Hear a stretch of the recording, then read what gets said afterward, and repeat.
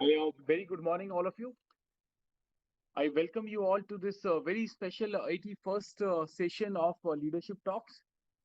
I welcome all our key speakers and all the participants for joining and making this session truly special. Uh, I again welcome all our key speakers for this session. Monisha Datta ma'am, Jayant Lal sir, Kiran Sejpal ma'am, Jyoti Vij ma'am, Indrajit Kaur ma'am, Nitin Dahiya ji, Sunil Dangi ji, Mrs. Abhiyo John. Big thanks for joining. And you all have received the flow for the session. We'll begin with the formal introduction of our key speakers. Uh, I'll then come back to you for your opening remark, and then I'll again come back to our key speakers for your main talk. And in the end, we have received many questions, from different participants, and so I'll be presenting these questions to our key speakers for your perspective and comments. So please allow me to share my screen to formally introduce our key speakers.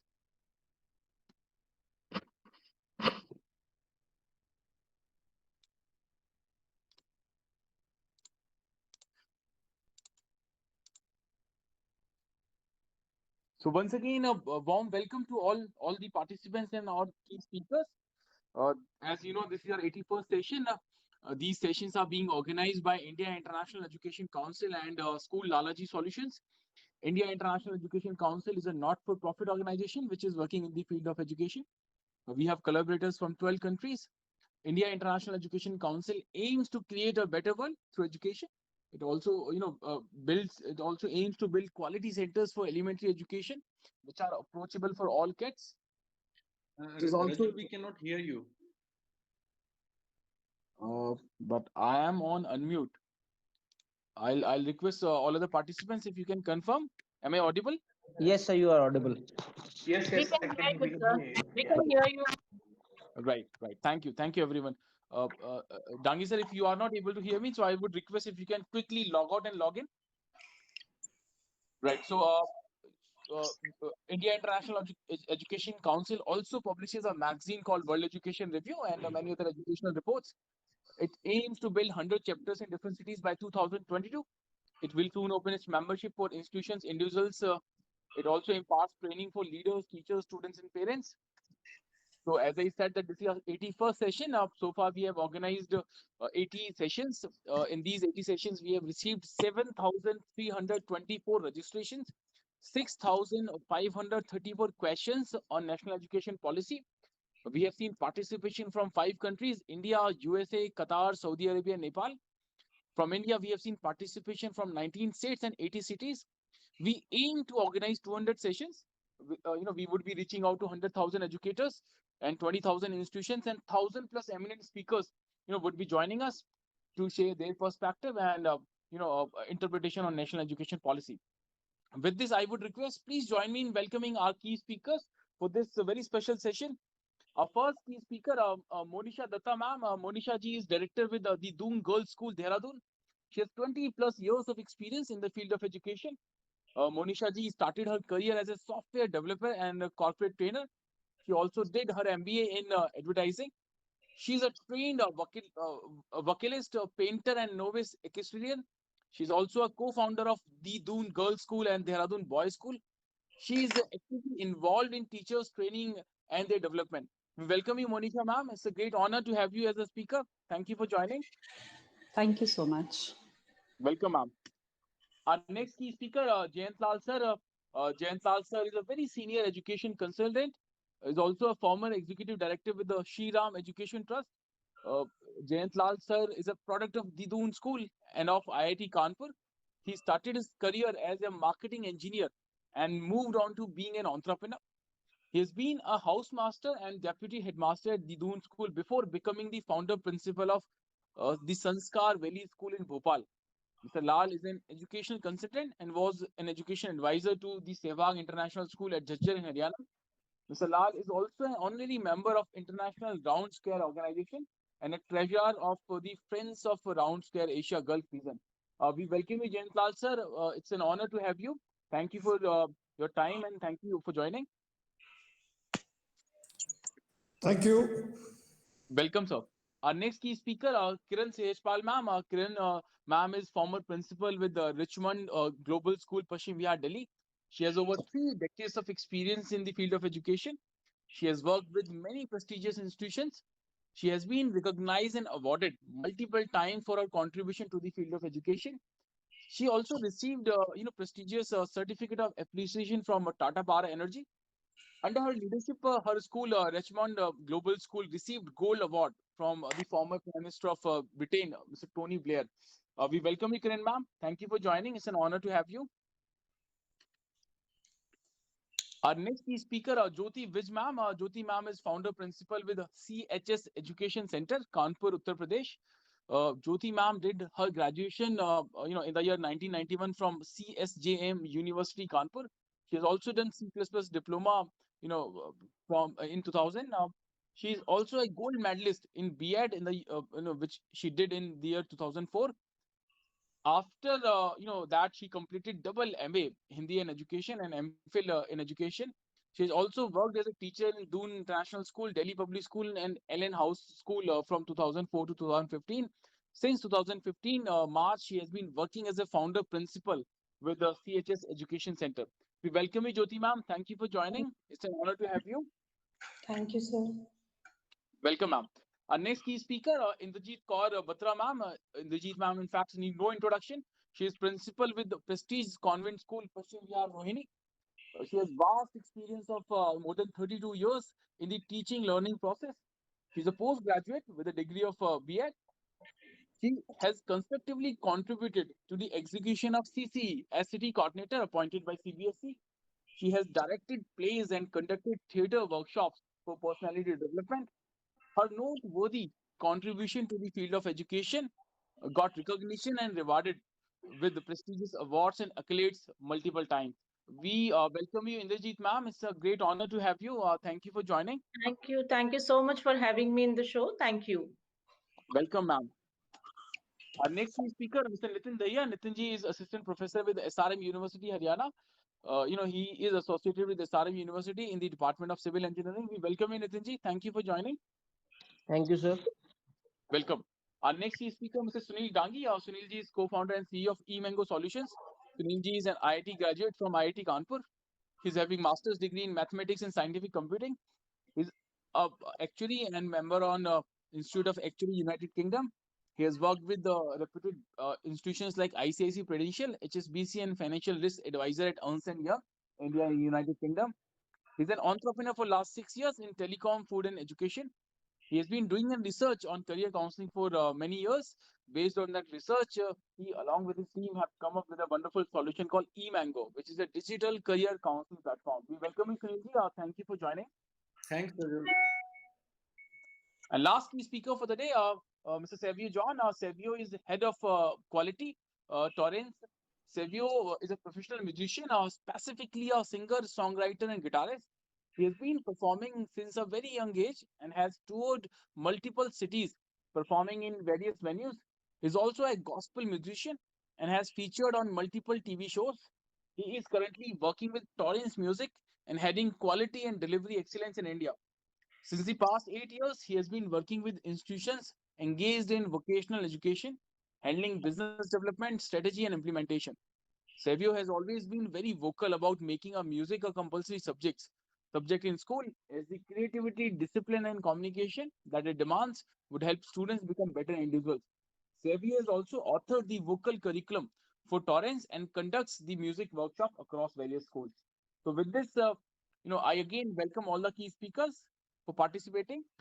And we'll begin the session with the formal opening remarks from our speakers.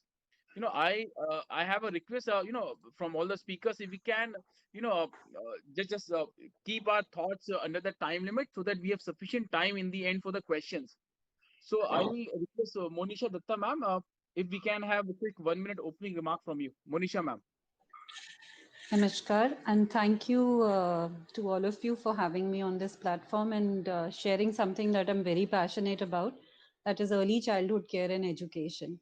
It has been scientifically proven that the early childhood is where most of the development happens. Brain development, scientists, neurosciences have got data scientifically proved data which shows that the brain development is literally exploding at the age of 0 to 8 years, 0 to 6 being the prime. And NEP has taken that as a center stage module right now. And I think that is the best step that the NEP has taken in including the early childhood care and education into their curriculum, which was never a part up till now. So thank you so much for having me over. Absolutely. Thank you. Monisha ma'am, will come back to you for your main talk. Now, I would request Jayant Lal sir. Sir, can we have your 1 minute opening remark? Thank you for having me.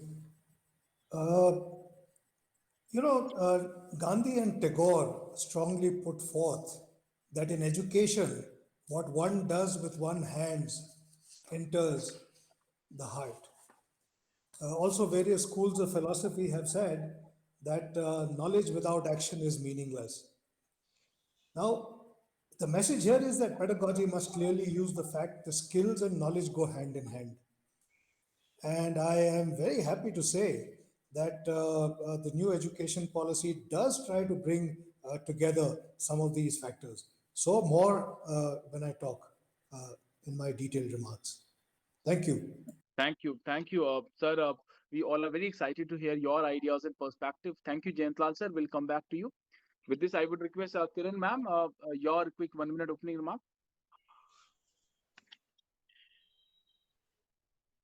Ma'am, you are on mute. Kiran ma'am. Sorry. Good morning, everyone. Literacy and numeracy is the bedrock of a civilization. As a nation, we have lagged behind in that. NEP 2020 has put main stress on foundational literacy and numeracy, which is my topic.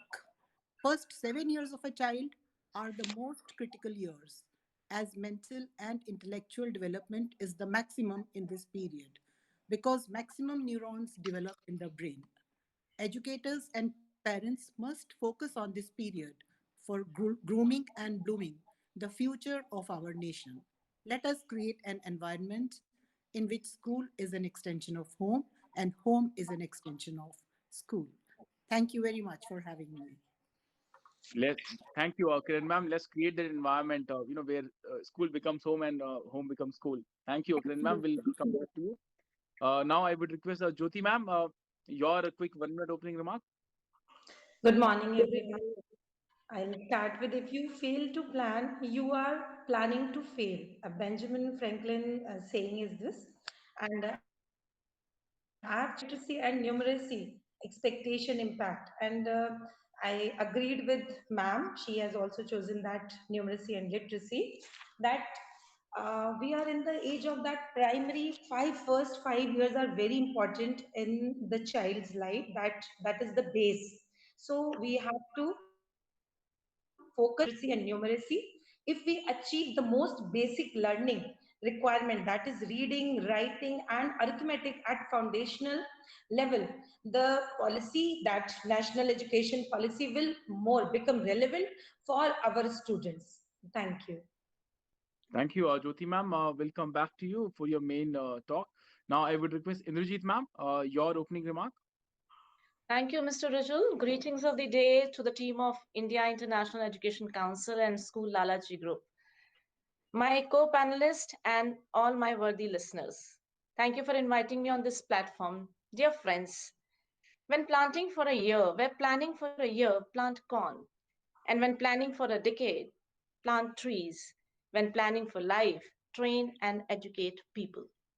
In today's swift world of ever-evolving technological development, the role of education is not only imparting knowledge, encompassing the set syllabi of the teaching learning process, but that of world beyond the classroom.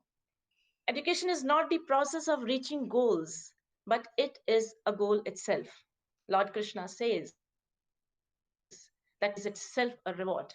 It can transform you into a bright and polished gem.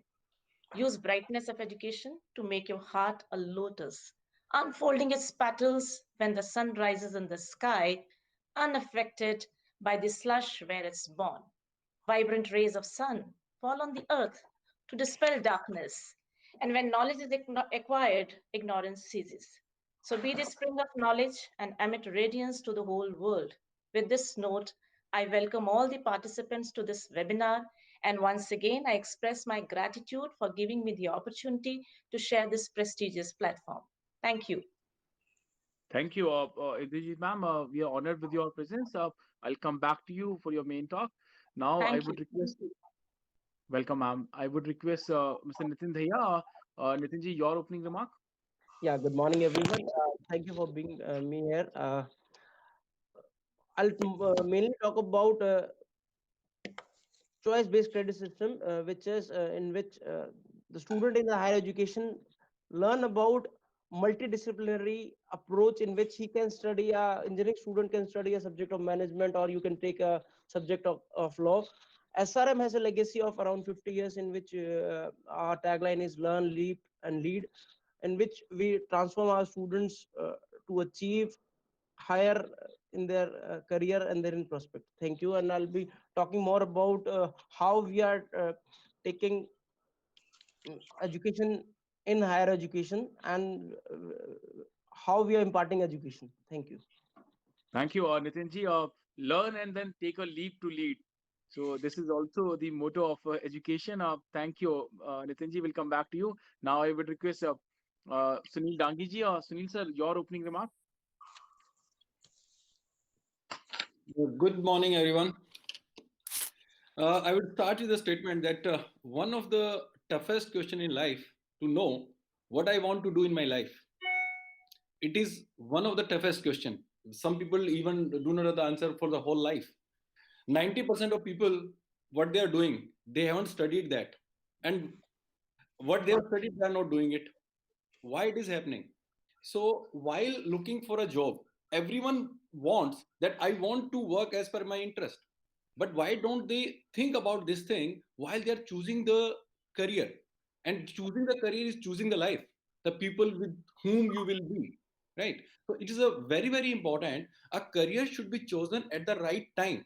And we are fortunate enough that in the new education policy, they have allowed a child to choose the subject instead of the stream after class 10th. Although it's a very positive move, but this positive move also brings some confusion. There already had been enough confusion that which stream should be chosen. Now the subject will be chosen.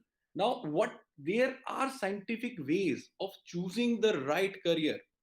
There is 100 years of science, that's a psychology, where one can find out his interest, personality, and aptitude, and that can be mapped to the right career. So I'm going to talk about that later in my when at my turn. Thank you. Thank you, thank you. So Nitin ji ended on that note, like we need to learn and then need to take a leap to lead. And you are giving the direction. So which direction we have to take that leap to lead? Thank you, Sunil ji. Will come back to you. Now I would request Savio John. Savio, your opening remark. Good morning, everybody. Thank you, Rajulji, for having me over in this session. And it is such an honor to share the panel with such esteemed panelists.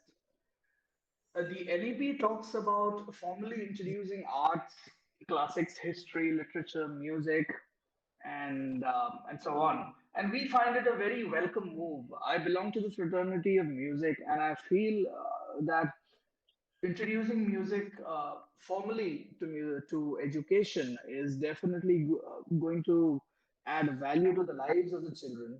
And considering the fact that music alone has been mentioned over 20 times in the NEP, I think things are brighter for the children and for music aggregators like us as well. And I feel that well formed courses at the fundamental level will lead to proper selection of course choices later on. And I'll be speaking about the importance of music in the life of students and how there is a need for a proper framework if we want to work on music education in this country. And I'm looking forward to the rest of this discussion. Thank you. Right. Thank you, Savio. We are excited to hear your ideas on music. With this, we come to the main part of the session, the main talk session. I'll come back to our keynote speaker once again. The time duration would be for 8 to 10 minutes. So I would request all our speakers if we can stick to that time limit so that we get questions in the end. So before I invite our first speaker, Monisha ma'am, to share her perspective, I just would like to share the learnings of which we have had during our last 80 sessions. Almost every participant, every education leader have maintained that this is a wonderful document. This document to give a decisive direction to not just Indian education, apart from Indian education, India as a country. But almost everyone have also maintained that this is going to be very execution is going to be very challenging. A lot of people has given the example of CC. So you all have you all have practiced that, and we have Indrajit ma'am who also work in that leadership capacity. So a lot of people gave the example of CC, that it was a wonderful initiative but got failed due to the poor execution. So, I would request, while sharing your perspective and interpretation on national education policy, if you can also share some kind of roadmap or some suggestions which we all can try to execute in our respective domain. So, with this, I would request Monisha ma'am, over to you. Your perspective, ma'am. Thank you Monisha ji. so much. Thank you so much. You very well said this thing that the NEP gives us a very beautiful plan, something that should have come in long back. But what we do not sufficiently have is a very clear cut roadmap, and how are we going to achieve the particular module that has been shared with us. Talking about the early education care and care as per the NEP, see, if we look at it, more than 85% of the development of the brain is happening in the early years. We understand that there is a strong relationship between the quality of care that a child gets at 0 to 3 years, 3 to 6 years, and 6 to 8 years, and the output that is generated in the sense of retention, in the sense of attendance when it comes to schooling, and in the sense of learning outcomes that you can achieve at primary school level and beyond. Right? So when we are looking at all the data that is shared with us, the early childhood care and education policy that has been drafted by the NEP is focusing very clearly on activity-based learning, inquiry-based curriculum. And what it is trying to achieve by this entire thing is ensure that the development is happening at motor skill level, physical development, cognitive development, socio emotional and ethical development, cultural development, artistical development, which Mr. John very well said, that adding music into the curriculum has or is surely going to ensure that the development of various skills is taken care of.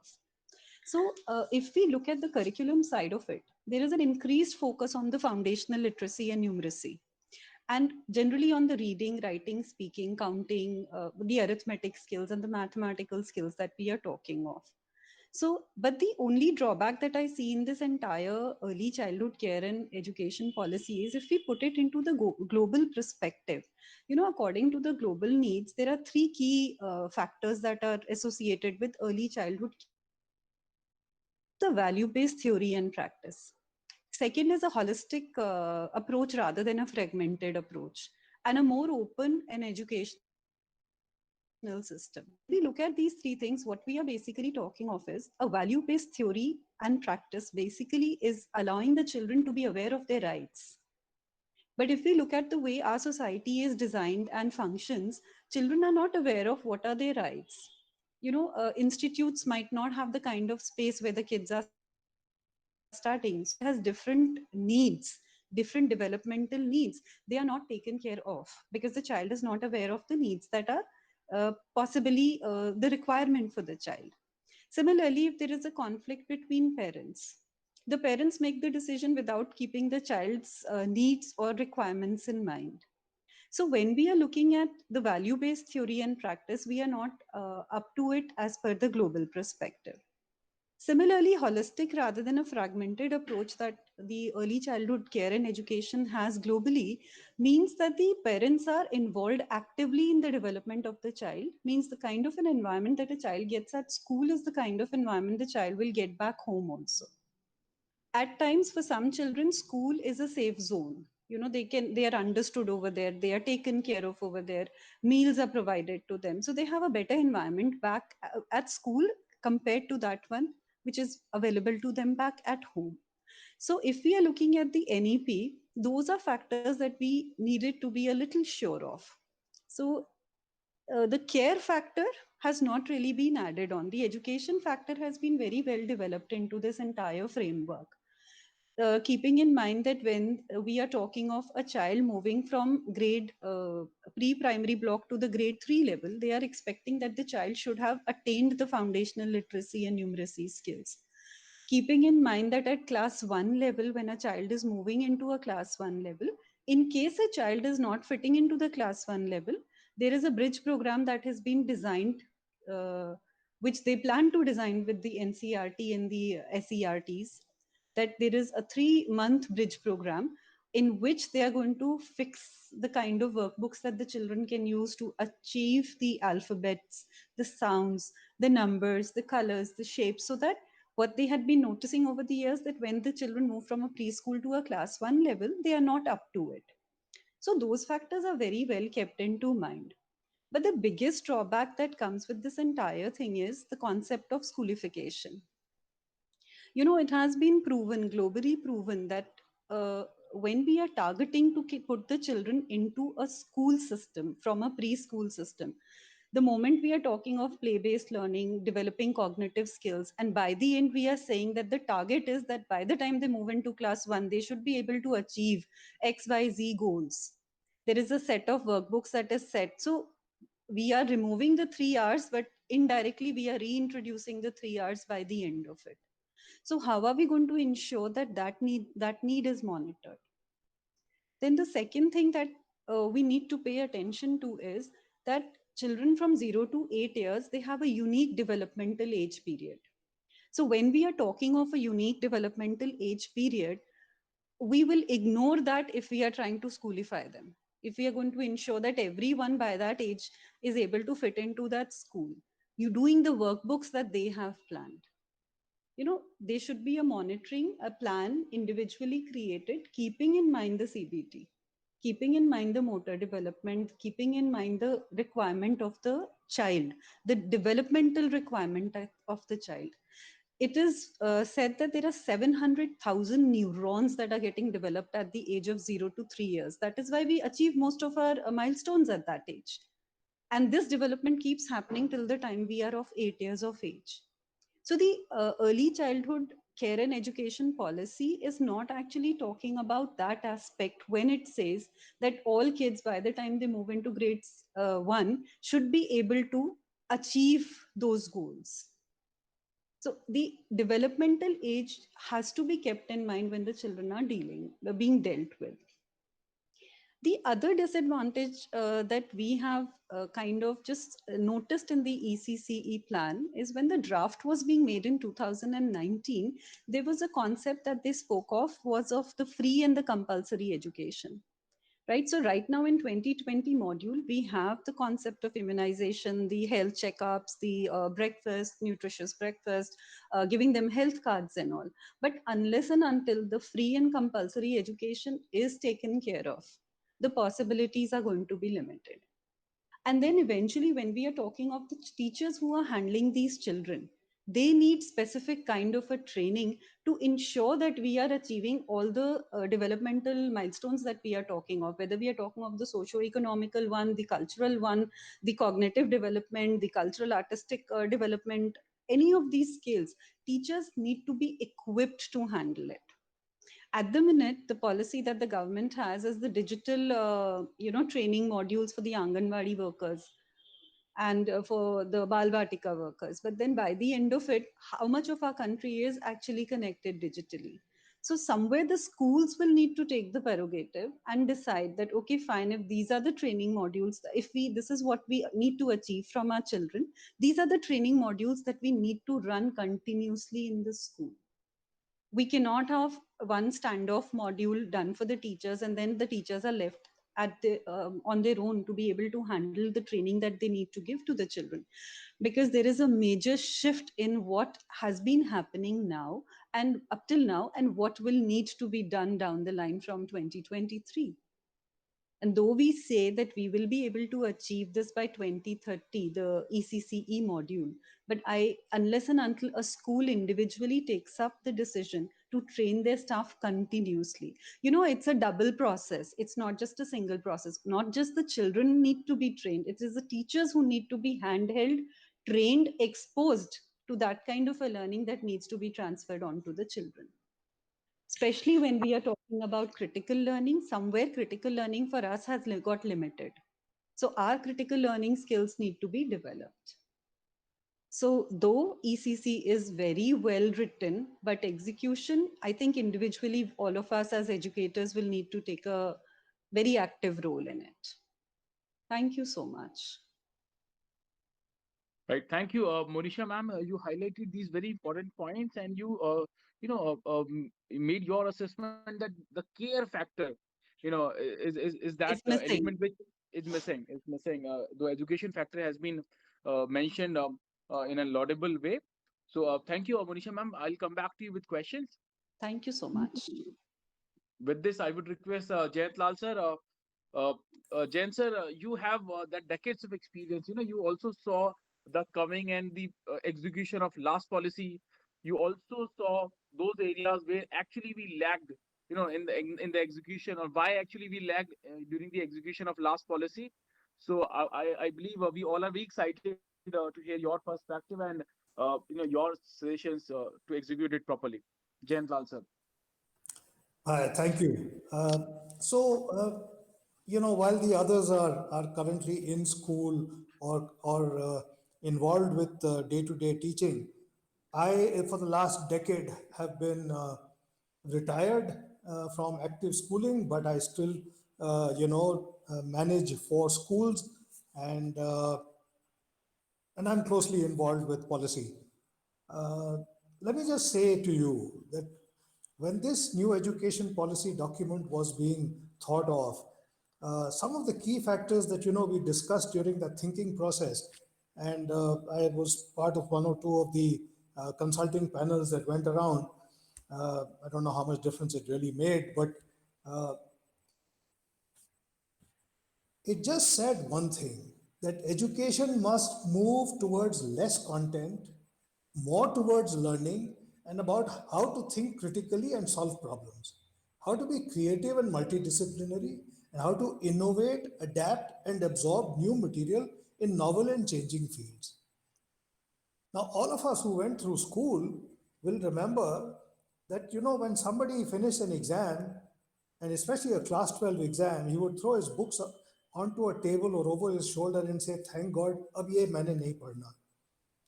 What unfortunately happened was that, they were made to do rote learning, or we were made to do rote learning, and then never used again. However, the new education policy lays special emphasis on the development of the creative potential of each individual in all its richness and complexity. It is based on the principle that education must develop not only cognitive skills, both foundational skills of literacy and numeracy, and higher order cognitive skills such as critical thinking and problem solving, but also social and emotional skills, which is something that seems to have gone out of the window, I think, somewhere in the mid 70s. This whole social and emotional part, this whole part of the civics learning, this all went out of the window to be able to cram in maximum subjects and maximum material into the child's program. Just take for example, how we seem to have lacked in basic civic skills.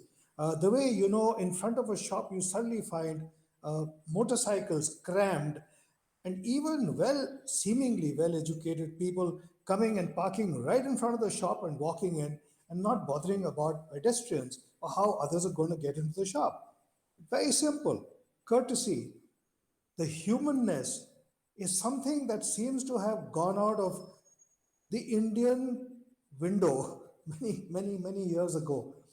Having said that, I mean, we haven't lost everything. Let me just say to you that the best part of the new education policy is the recognition of the teacher. In the olden days, there used to be a whole kahawat or a situation where an elder would walk up to a young man in the village, put his hand on his back and say, "Kyo beta, नौकरी लग गई या अभी तक पढ़ा ही रहे हो? I mean, do you have a real job or are you still a teacher? It actually demeaned and brought down that the people who had nothing else to do, had no other job, would finally become teachers. So, what were we doing? We were educating the future of this country with seemingly those who seem to have had no other option in life. Well, I was one of the fortunate few who seemed to have an option in life. I even had, 15 years of corporate experience when I decided to get into school mastering because I really loved being with kids. And I can tell you this, that the new education policy has said that the teacher and teacher's condition must and will be at the center of these changes. So what Monisha ma'am has just said is very true, that this new education policy is not going to succeed unless and until the educators and the teachers and the school administrations, especially those new schools where business people are leading this whole process, unless they begin to realize that the teacher and teacher's condition must and will be at the center. The new education policy must help reinstate teachers at all levels as the most respected and important members of our society because they truly shape our next generation of citizens. It must do everything to empower teachers and help them to do their job as effectively as possible. And the new education policy must help recruit the very best and brightest to enter the teaching profession at all levels by ensuring teachers a livelihood, respect, dignity, and autonomy. Livelihood, this is the key factor. We don't, there are reports that in a particular school or some place in Kerala, the chef or the cook in the school gets paid more than a teacher. Let me just take for you an example. Uh, and I have to acknowledge India Today magazine, from which I have taken this particular story. Many years ago, or not many years ago, sometime last year, they came up with this, that what is the roadmap for a child in this new education policy? All of us as educators are looking at little silos, but what is the journey that a parent or the child will have to undertake? So here's an example. So let us imagine how Rohan, just a fictitious name, and I'm going to take 5 minutes on this. Let us imagine how Rohan, who's born a few years later from now, might proceed in life. When he turns 3, he will join the formal education sector under the 5334 framework, and for the first 3 years will receive preschool education in at least 3 languages by trained teachers. My question to Monisha ma'am is, what about the languages? Because this whole mother tongue and language of instruction is going to become a challenge for our teachers.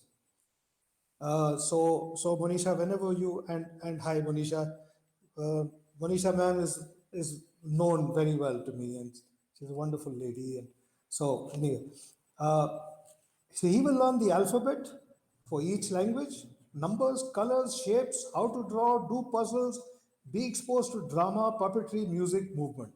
There will be no textbooks. Learning will be all play and experimental. In school premises with clean toilets, spacious rooms, IT-enabled gadgets, enough playthings, and a cheerful environment. Wow. So home away from home, school and home, ma'am. What you just said, I think was it Kiranji who said it, that this is what the whole thing should be. From grades 1 to 5, he will have dedicated reading and mathematics hours, because by 5th standard, he will have to acquire fundamental literacy and numeracy. If Rohan has any singular interest and or talent, it would be in mathematics, sports, painting, or acting, and his teachers will identify it and provide additional guidance and encouragement. Now, here's up what is expected out of the educators up to year 5, grade 5. Grade 6 onward, Rohan will not have to worry about curricular or extracurricular activity, as all subjects from mathematics to music to sports to painting will be part of the curriculum. There is no such thing as a core subject anymore. They will all have equal value, which is really a game-changing thought. And if we can actually follow it, it would work wonders. He will opt for subjects that he is interested in. Of course, there'll be some common compulsory subjects. At this stage, he will be introduced to some vocational training. You know, when my opening remark about doing with your hand, entering your heart, this vocational training is a very crucial part. So he will be introduced to some vocational training. He can decide on which vocational subject to take up once he reaches grade 9. Meanwhile, IT tools will regularly assess and record his learning curve to make a customized plan for him. There will be tests at the end of grades 3, 5, and 8 to measure his critical thinking ability as well as language and mathematical skills, not how much of the textbook he has memorized. From grade 9, Rohan will take online board exams for 3 subjects in 6 monthly semesters. The exam will be designed to test his understanding of core subjects, not his memorizing skills. He can take board exams twice a year, maybe more often. So that whole thing of failure, that whole thing of that one day in the year, which would impact the rest of his life, will not be a problem anymore. And once Rohan completes grade 12, he can join any college or university close to home, as quality higher education institutes will be set up in every district of the country. They will offer either a regular 3-year or 4-year degree program or vocational courses. Now, here's where we school educators need to just follow what I'm going to tell you now. It won't be like the 2020s when you had to choose a stream all degrees, where you had to choose a stream. All degrees will be multidisciplinary, allowing him to study, for instance, physics along with history. If Rohan wishes to join a professional college or course, he will be able to go to any university, as they will all be multidisciplinary. So while studying for an engineering or medical degree, Rohan can also take up social sciences and figure out how his degree can positively impact his local and global environment. One of our panelists is another alumnus from IIT Kanpur. Well, so am I, and I finished in 1975 when we had the 5-year program. 20% of our entire program was humanities subjects, was non-engineering subjects in those days. And then post 1979, when the program came to 4 years, I believe that this got diluted. My friend could be, further elaborate this. So in the final year of his degree course, Rohan can opt for research. Give me another minute or so, okay? I know you're looking at your clock. In the final year or so, Rohan can opt for research or do a year of research after completing his 3-year degree course. He will then be eligible to enroll in a PhD program without having to study for a master's degree first, though he can opt for a doctorate after a master's degree. He or his institute won't need to worry about funds for his research, and there will be a National Research Foundation to handhold his project. And if Rohan does not want to remain so long in academics, he will have multiple exit options during his 4-year liberal education degree that will equip him for 21st century economy. Thank you so much for putting up with this. And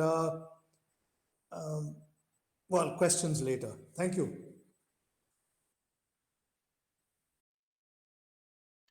Thank you, Jayan sir. You very well explained and interpreted national education policy and the kind of impact we are going to have, post implementation with this, wonderful story of Rohan. You talked about these important parts that NEP has a potential to take us from that rote learning environment to that development, for all individuals, as creative potential. You also talked about that we are, as a society, have started lacking in those values which were, once the strength of our country, be it courtesy, humanness, and other parts. And you made a very strong assessment that NEP is a recognition of teacher. It can, it has the potential to bring back those old glory days. So, thank you, Jain sir. I'll come back to you with questions. Thank you. With this, I would request Kiran Sehajpal ma'am. Kiran ma'am, your perspective, your interpretation on national education policy.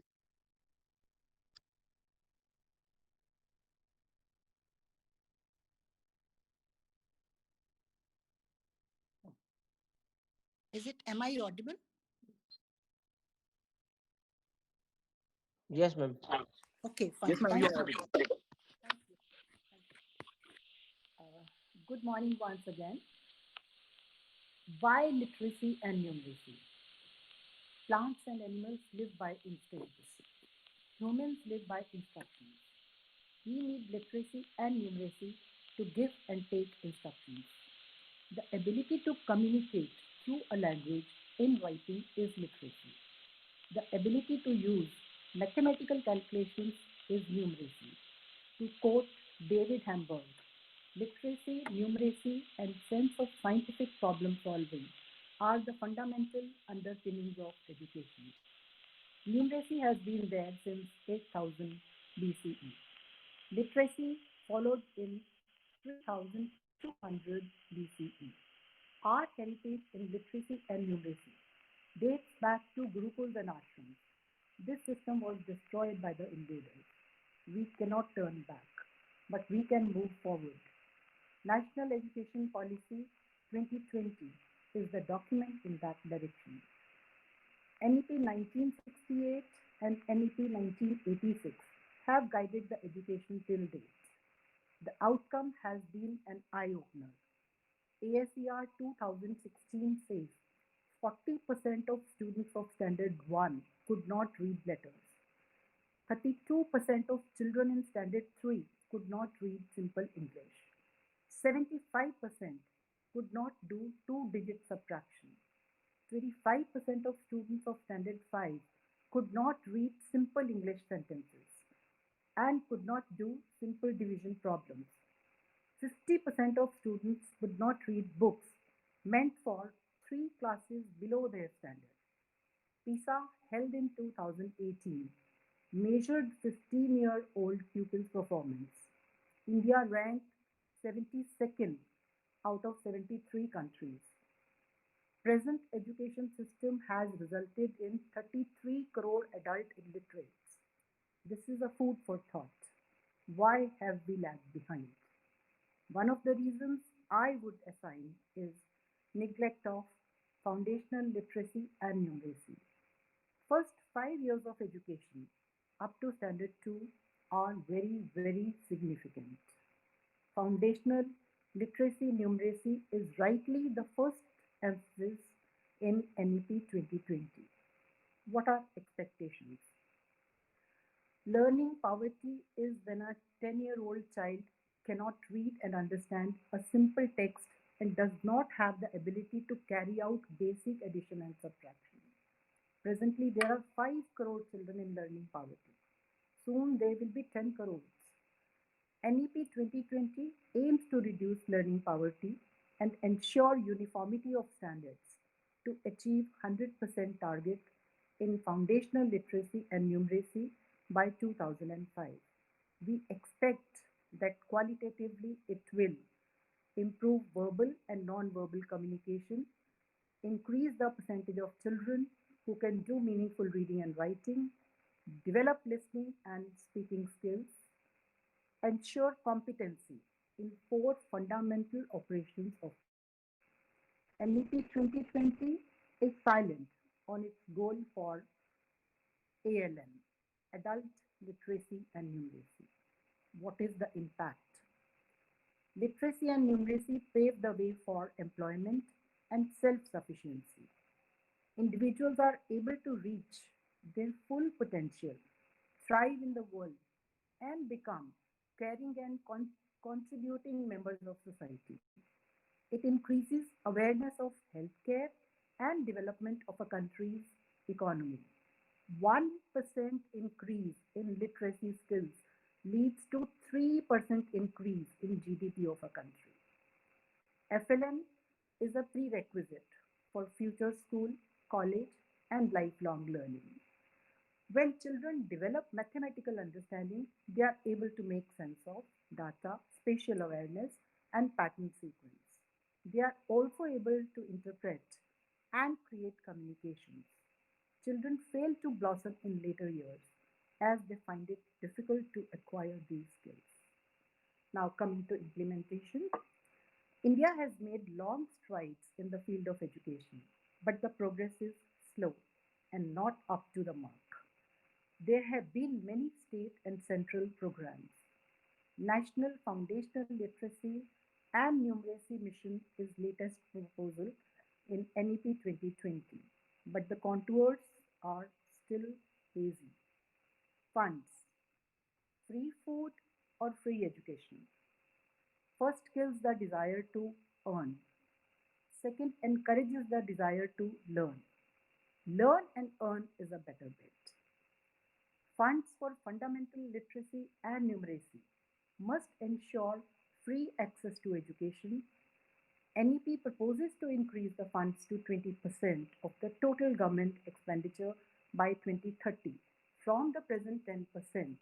Let's hope for the best. As on today, it is decreasing. Environment, home, school, society is the environment which needs to be built up for the success in foundational and adult literacy and numeracy, both. Education starts at home, is formally imparted in school and utilized in the society. At home level, if the parents are illiterate, then adult education program should reach out. At school level, the quantity, teacher to student ratio, and quality of teachers must be improved. Here, I would like to endorse my friend, my previous speaker's views that the teachers must be paid very well. The teaching must be lucrative so that the best talent opts for this profession. At society level, make citizens aware of the importance of foundational and adult literacy and numeracy and involve them to contribute to government efforts. Nutrition. Malnutrition during the period of leaves permanent stunting of intellectual potential of a child. A balanced meal, breakfast, and a lunch is a must.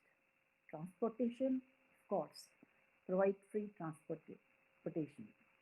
Missionary zeal, a crusade lasting 10 years for implementation of foundational and adult literacy and numeracy needs to be undertaken.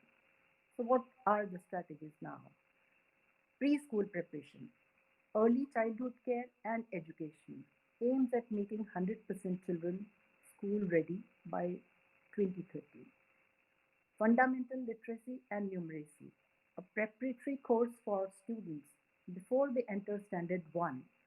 Access to digital content through ETB Diksha, One Nation, One Digital Platform for teachers.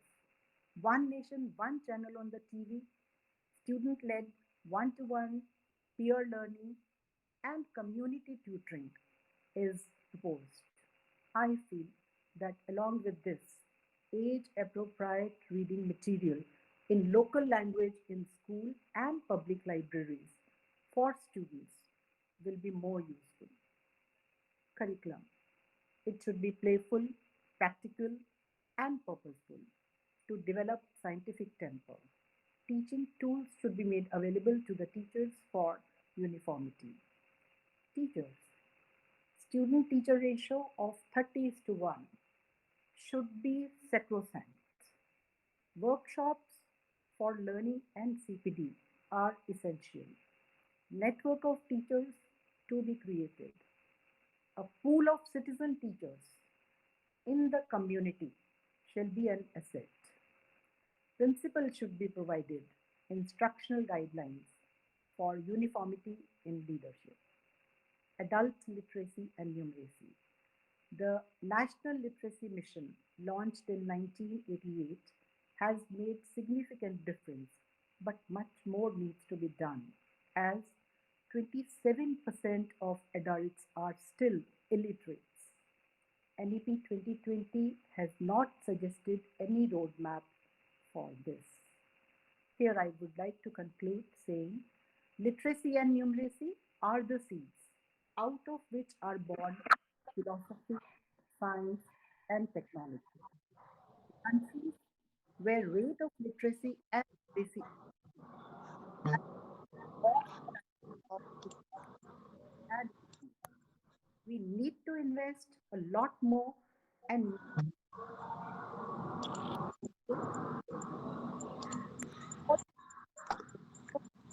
more funds, more involvement by all for the next 10 years will be game changer.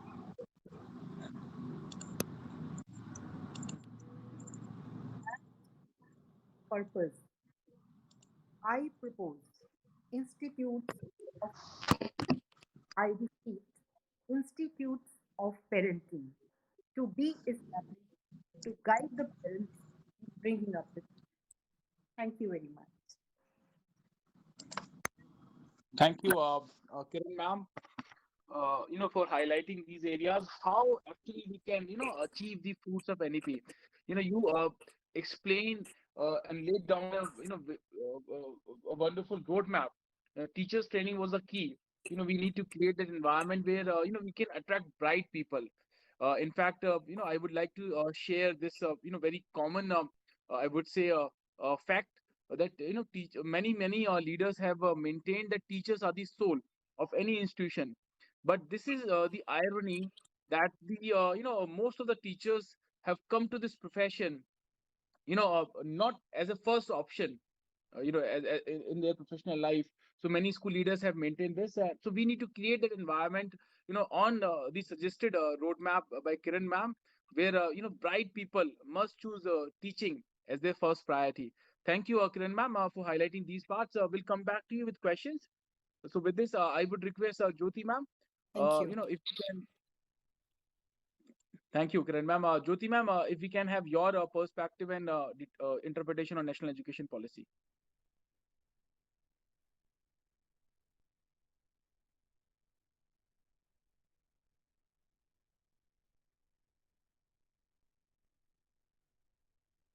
I believe we have lost the connection with Jyoti ma'am. We'll come back to her. I would request Indrajit ma'am. Uh, Ma'am, I invite you if we can have your perspective on national education policy. Indrajit ma'am, over to you. You are on mute, ma'am.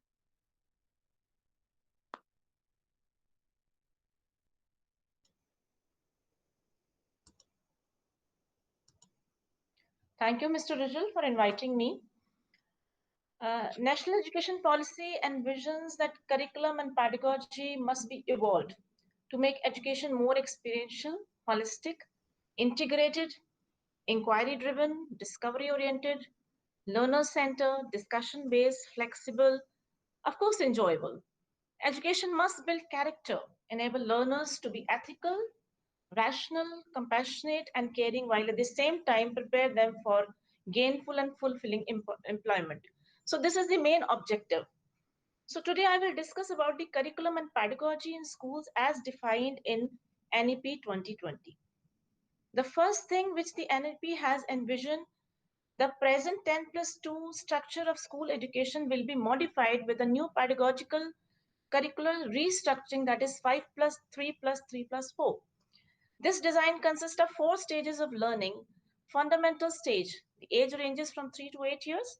It will be divided into 2 parts. The first 3 years, a child will be studying in Anganwadis or play schools, and 2 years in primary school, that is grade 1 and grade 2.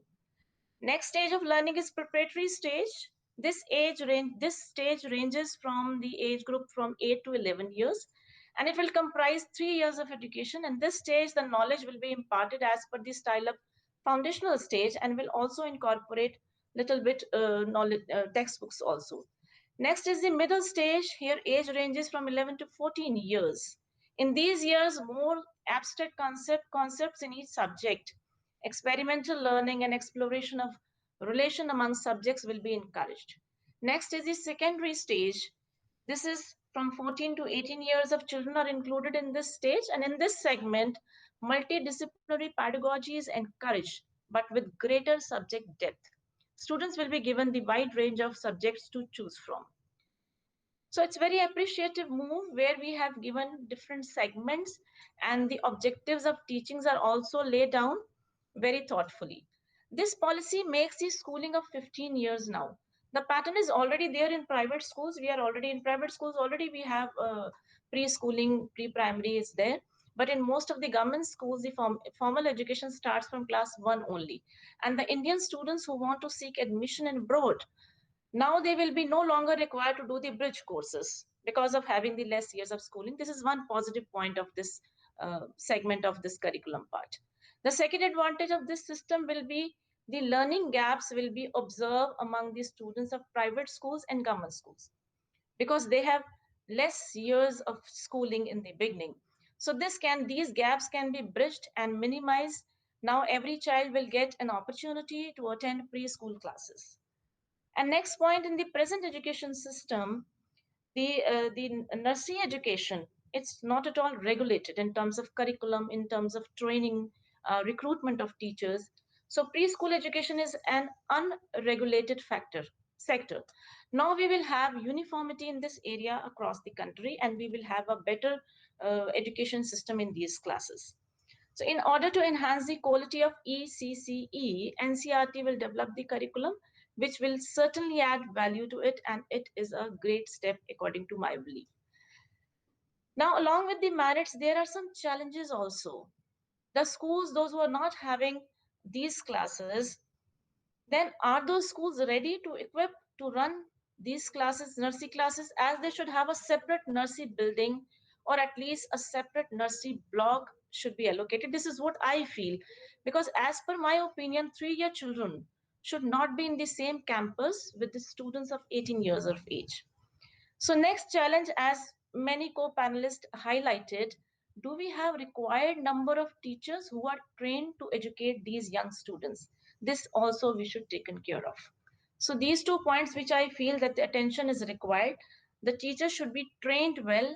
We should have enough number of teachers because we'll be starting in all these schools where the preschooling education is not there. So we'll be requiring more number of teachers to have this concept in true letter and spirit. In the next segment, the NEP stresses on harmonious development. To achieve the goal of harmonious development, the curriculum content will be reduced to its core essential, because we are talking about experiential learning, we are talking about innovative pedagogy, but we have only 32 weeks. And out of those 32 weeks, we'll be having maybe 160 or 170 teaching days. So where is the time to have this innovation or these creative pedagogy? So certainly the curriculum should be reduced, and this, when the curriculum will be reduced, it will create space or to infuse critical thinking, inquiry, discussion, discovery based learning. So this will pave way for engaging classrooms where children will start creating knowledge in place of only acquiring knowledge, and teachers will also, in place of covering the syllabus matter, will discover the knowledge, where they are simply rushing and covering the syllabus. But if the time will be, more time will be given, then they can discover knowledge. Then the stress is given on experimental learning. As I hear, I forget, I see, I remember, and I do, I understand. To make learning long lasting, to replace with the life, it's imperative that students should be given hands-on learning. Experimental learning must be encouraged, which will shift classroom transactions toward competency-based learning. So a cross-curricular pedagogical approach also leads to joyful classrooms and foster engaging learning environment. As art integration, sports integration not only makes cognitive load lighter, but also help children to understand ethos and develop skills such as collaboration, self-initiative, teamwork, leadership, etc. And the next, the NEP defines about student through flexibility in course choice. Empower students through flexibility in course choice. So the children are free to select any of these subjects. So in present system, the students are bound to choose from limited combination of subjects, but NEP has unleashed the channels of knowledge, and students have been given the liberty to choose subjects of their interest. There is no divide among curricular, extracurricular, humanities, science, vocational, academic. The students can study what they wish to, and which is an opportunity to follow their interest and passion. But here also I have a concern. If a student of class 12 studied physics, history, music, sociology, will he or she be allowed to pursue BSc Physics honors as undergraduate level? And if a student has chosen biology, economics, music, English, history, will he or she will be allowed to take NEET exam? Here, my suggestion that the flexibility has to be provided at all levels. Otherwise, it has no significance. Otherwise, the children will choose subject for profession, not for passion. Then the language formula, multilingual or power of language. In NEP, it is advised that wherever it is possible, the medium of instruction until at least grade 5, but preferably till grade 8 or beyond, will be the mother tongue or the local language. So here, a lot of debate and discussion we heard in these days, but it's not a new concept. In previous NEPs, even the National Curriculum Framework also, this concept was strengthened. Third language formula up to class 8th is there. Foreign language children can take up in class 9th onwards. And all languages should be taught at the same level. It should not be the first language or second language or third language. The same difficulty level should be there. This is devised in the NEP. So here I would like to stress medium of instruction and learning language, two different things. Medium of instruction, teaching of languages is already there. 3 languages children can learn, and foreign languages they can also take up. Next is curricular integration of essential subjects, skills, and capacities. While students will have the flexibility of choosing their subjects of interest, there are certain subjects, skills, and capacities that each student must have to become an asset in today's rapidly changing world. These skills will focus on aspects ranging from scientific thinking, innovativeness, communication, both oral and written, to moral reasoning, teamwork, and collaboration. All these skills will be inculcated. To achieve this, certain curricular and pedagogical initiatives like introduction of contemporary subject such as artificial intelligence, environmental education, holistic health, etc. at relevant stages will be instrumental to develop important life skills in students. It is good to hear all these words and all these fancy subjects, but again, the challenge is the faculty. The challenge are the teachers. Are we have this number of teachers? Are the teachers trainings are provided? Will a school be able to afford, if we are giving variety of subjects, certainly will be requiring more number of teachers. So then there is a challenge for schools to execute this concept. Now, as I discussed earlier, that if we want to do all these innovative teaching pedagogies we want to bring into the system, then we have to reduce the curriculum. So the curriculum has to be reinvented to make education maximally and relatable, relevant, interesting, and rich in our Indian heritage. The curriculum will be redesigned to be rooted in Indian and local context. So based on the requirement put forth by NEP 2020, NCERT will prepare a new national curricular framework for school education after thorough discussions with the stakeholders and relevant state and center bodies. And this framework would be revised every 5 to 10 years, taking into account the frontline curriculum. Then the next important factor is the textbooks. Then renarration of textbooks, rewritten textbooks should also be rewritten because we are reframing curriculum. The curriculum changes must be reflected by parallel changes in the study material. Textbooks should be written in such a manner to eliminate the rote learning, reduce bag load, even lessen cost, and contain higher quality study material. This NEP has also discussed in detail about assessment patterns. The shift in assessment method will test their conceptual quality and critical thinking. The holistic report card will be prepared to highlight the 360-degree feedback to share with parents. It will include self-assessment, peer assessment, teachers' assessment about the child, and progress of the child in project-based and inquiry-based learning. Again, we are coming to the same point that our teachers should be trained enough to take care or to undertake all these tasks. So that segment must be taken care of. We should have enough teacher training colleges where we are modifying the syllabus of the student syllabus. There we have to modify the syllabus of B.Ed colleges also, and the other colleges also where teachers are being trained. The new framework plans on retaining the board examination for grade 10 and 12 but improve on its system. Furthermore, these exams will test core competencies rather than months of memorization. The high stakes of the exams will be reduced by giving students 2 attempts, one main examination and one for improvement if needed. This is also a good move where children can re, can work on their shortcomings and move forward. To track progress throughout the schooling year, students will take school exams in grade 3, 5, and 8. Testing the basic learning outcomes, a National Assessment Center PARAK under MHRD is proposed to be set up that prepares the norms and guidelines for evaluation for all school boards in India. Here it has not been devised in the policy or in this document who will conduct the examination of 3rd, 5th, and 8th. Though these exams will not give weightage to pass and fail, they will simply suggest for improvement and will take care about the learning outcomes, whether they have been achieved or not. So this way, there are many such factors. They are coming with good motive, coming with good move, but still we have some shortcomings, but we all can try, we can work together. It is very ambitious policy, and few, as we have a short of time, Mr. Rajul, I can just name peer tutoring is there. That is also a good factor. Teacher learner interaction. Now the teachers will interact with learners and learners will interact with learners also, because where the peer assessment is given.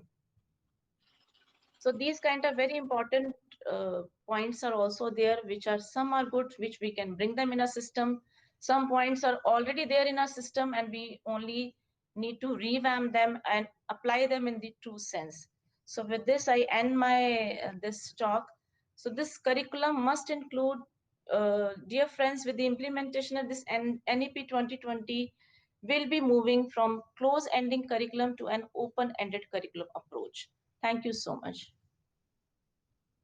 Thank you, Indrajit ma'am, for your perspective and interpretation on NEP. You talked about, you highlighted these very important parts. You said like flexibility, which is being offered this NEP, is a good move, but it is limited to a certain part of that range. It should be applied to everyone. That range needs to be expanded. At every level, the flexibility is required. You also talked about that if we have to achieve all the desired outcomes, we need to reduce the amount of curriculum. Yes. We need to rework. And Mr. Rajal, one thing I would like to say, I have read the entire this NEP. I didn't find anywhere the role of parents is fixed, because I feel the education system, one side is the parent, one side is the child, and one side I am teacher. So there's a golden triangle. When all three factors work in synchronization, then the magic happens. So somewhere the role of parents is being neglected. We should bring them parents also in the system. So that is also, I think, if we Absolutely. put forward this suggestion, and finance, certainly it is there. Without money, nothing can happen. There is no, I mean, that role is also, that point is also a little gray in this policy. Otherwise, it is a progressive document. If we follow this in letter and spirit, we can do wonders. We can do wonders. Absolutely. कोशिश करने Absolutely. वालों की कभी हार नहीं होती. We'll keep on working and certainly we'll achieve our goal one day. And I Absolutely. congratulate you and your portal, where you are giving us the opportunity to vent our thoughts. This will certainly make a difference and add value to this move. Thank you, Indrajit ma'am, and absolutely, the more proactive involvement from parents, that is required. So I personally believe, after talking to a lot of people, that the role of parent is underrated. Underrated. And the role of school is overrated. So we believe that school is everything. Like school will But create the see, future of. where we teachers are losing respect, because this we need this everybody's talk I have observed. So that should be, teacher is the more main instrument bringing. We have planned everything. Who's going to do? Teacher is going to do. So she should be Absolutely. respected, and it should be, this profession should be paid well, so that the children should come in this profession. Nowadays, children, they don't want to be teachers. Absolutely. Right. Thank you, Indrajit Thank ma'am. you so much. I'll come back to you with questions. With Thank this, you. I would request Mr. Nitin Dhaya. Nitin ji, you represent that higher education world. So what are your perspective? You said like you are going to talk about that entry exit, uh, choice Yes, based credit system. yes. I'll be Little talking bit. about choice-based credit system fully or partially. I'll be talking about that. Let me share my screen. I just want to.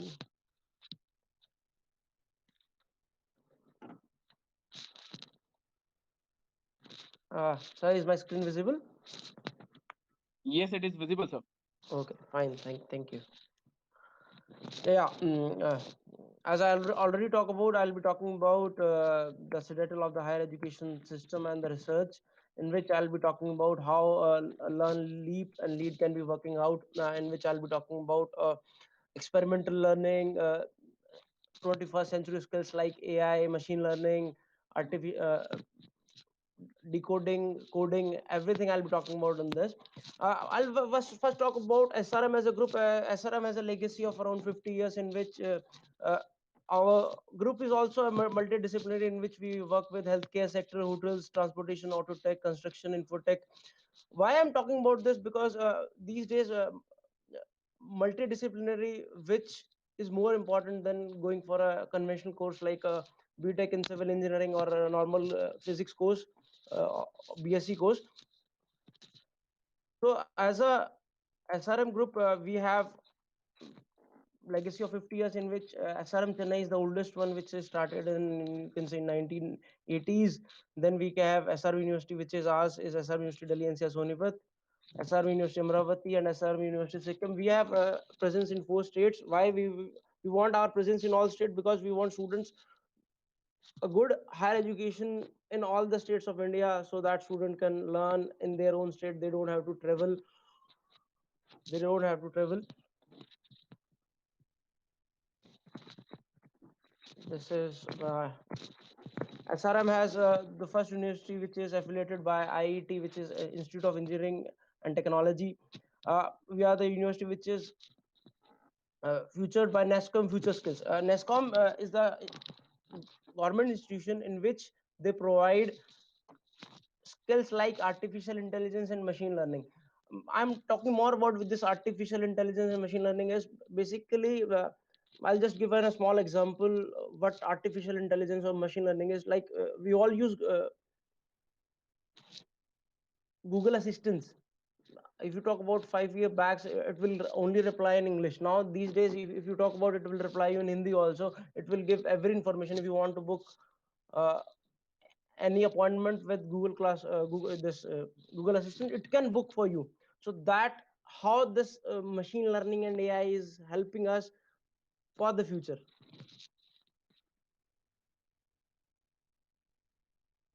We have industry collaboration with NESCOM, IBM, Future Skills, NESCOM Zabia, Reliance Jio, KPMG, ICSD, and Tata Consultancy Services.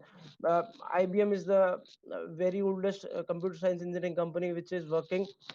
We have international collaboration with many universities outside India, in which you can say University of Birmingham, where we can have a course of 2+2, uh, in which a student can learn 2 years in India with SRM, and then he can go to UK for doing the another 2 years of his degree, and then he can get that dual degree. We have that type of courses with us also.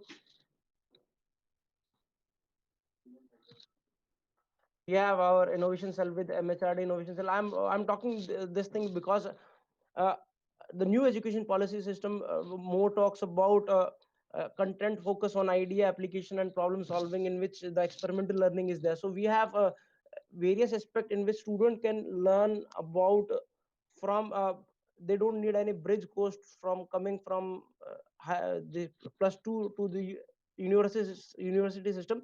We have all the thing a student need. This academic membership also, like ICI, Indian Concrete Institute, which is basically for civil engineering. Uh, this is the first university in India which is powered by NESCOM Future Skill. NESCOM has find out various university, in which our university the first, where he said ki this university can work out and have initiate on machine learning and AI.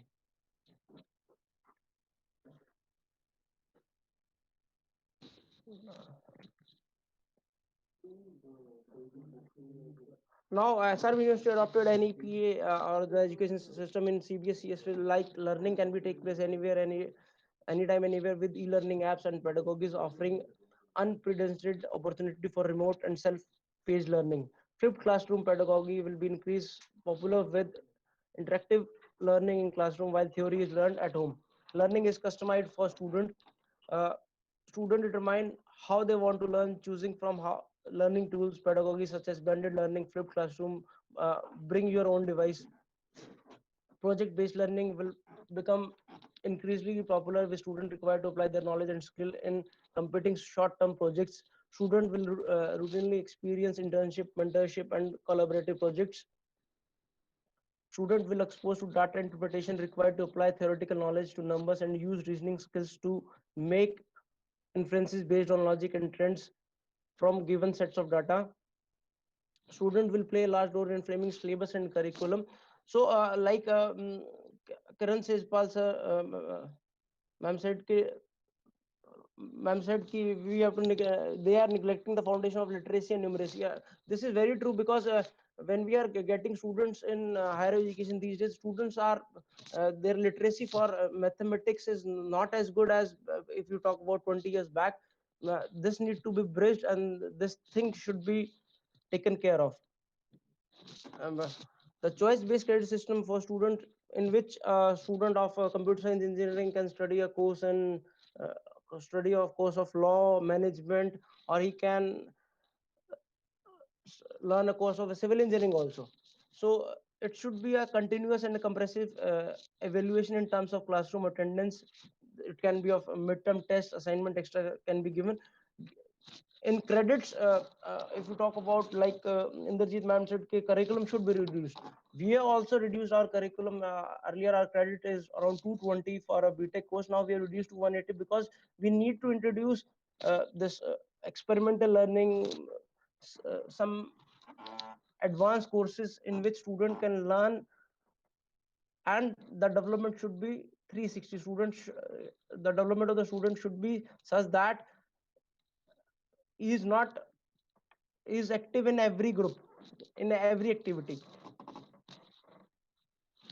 We have some industrial oriented courses, which is IBM in specialization with AI and data science.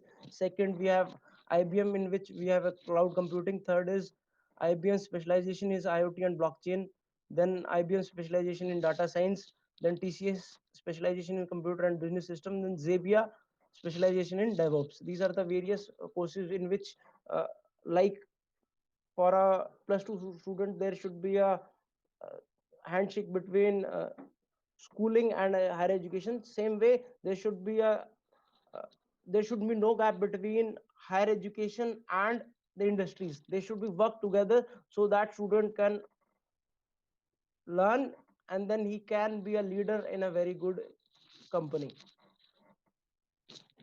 We have recently inaugurated our SRM Siemens Center of Excellence, in which the Siemens has introduced various labs in which students can learn new technologies, new product development, in which we have product digitalization, production planning, then biotech specialized lab in which we have simulation and analysis lab, CNC controller lab is also there.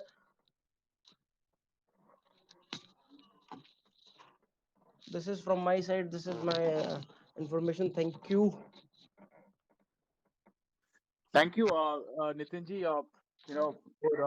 for suggesting and highlighting the importance of this choice-based credit system. We congratulate SRM University for already implementing this program. So thank you, Nitinji. We'll come back to you with questions. With this, I would request Sunil Gangiji, Sunilji, first of all, congratulations that you